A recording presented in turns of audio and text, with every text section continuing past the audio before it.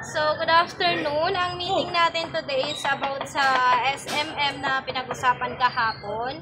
So, ang warehouse store delivery schedule natin is every Martes pa rin yung refill natin yung every week. Then, every 5th of the month naman kapag month end. Warehouse request inventory is premium cotton, raglan, 3/4 at saka bomber jacket. So, kailangan nating ma-comply. Yung due date nito is today. Sa item for allocation is wala naman. Pero meron tayong new items arrival. Yung mga polymer mugs natin, 11 ounce, 14 ounce, 6 ounce, 12 ounce, at saka kids cup. 11 ounce inner hand color mug, at saka full color mug, double wall tumbler. Then sa polymer cutlery at saka bowls naman, 350 ml, 7.5 inches, 8 inch, saka 12 inch, at saka full color kits. And then sa stainless drinkware natin. So ito yung mga arrival na items natin is dapat nyo rin maging aware din kayo na may bago tayong items na ganito kasi para kapag magtanong yung customer, hindi lang palagi yung 11 ounce na best seller natin yung na-offer nyo. And then sa slow moving item naman natin, wala naman tayong slow moving this week. Sa page, website new page, meron tayong volleyball page na nadagdag, yung sa volleyball jersey collection dun sa Sable Central page. Wala namang page modification at saka new design.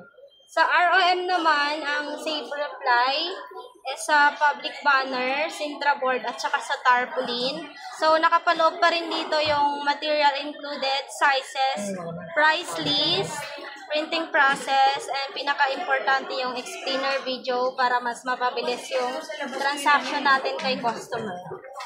And then sa visual categorization, pinag-usapan dito is yung bestseller, full sublimation uniform, two-tone color polo uniform, at saka DTF services. So, sa mga to, wala naman tayong dapat i-comply dito sa visual categorization kasi more on retail lang. Ang meron lang tayo dito is yung sa TIT 999, sa DTF services kasi meron silang machine.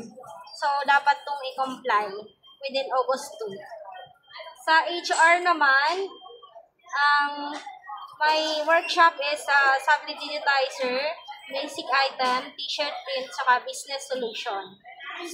Yung date and time nito is August 4, 8, saka 6. So, si Yusana lang yung may topic at saka siya lang yung may workshop na sa basic item sa August 4.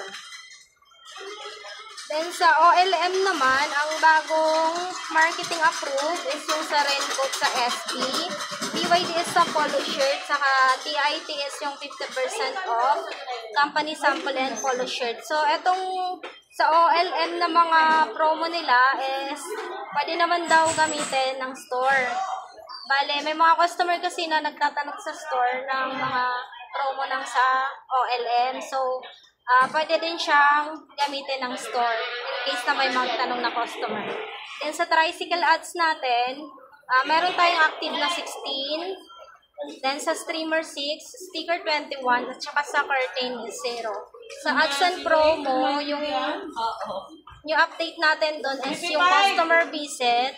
Bale, mag-visit na tayo sa customer kasama yung co-or para ma-update natin yung mga customer natin, yung mga orders nila. May SS ito at saka letters. Then sa treasury naman, wala namang refund, pero may complaint sa SMC side about sa hindi pag-update sa inquiry tsaka sa neglect of duty ng sa Felix support system natin ng mga overdue.